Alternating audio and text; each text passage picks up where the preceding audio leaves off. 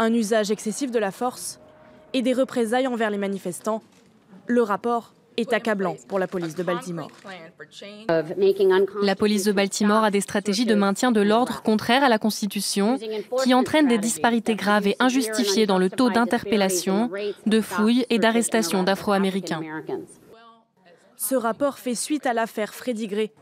En avril 2015, cet Afro-Américain de 25 ans avait été victime d'une fracture des cervicales dans le fourgon de police qui le transportait au commissariat. Une blessure à laquelle il a succombé quelques jours plus tard.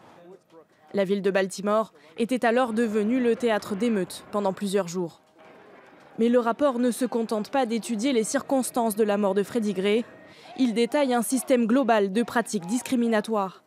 Il révèle par exemple que près de la moitié des interpellations ont eu lieu dans 2 petits quartiers de la ville, dont les habitants sont majoritairement des Afro-Américains et qui représentent seulement 11% de la population. Des pratiques mises à jour par une enquête de plus d'1 an.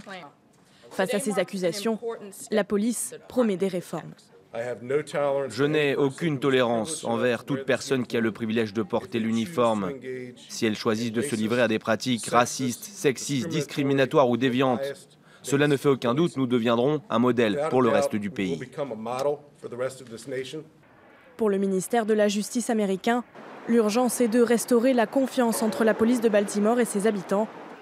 Des mesures qui pourraient coûter entre 5 et 10 millions de dollars par an.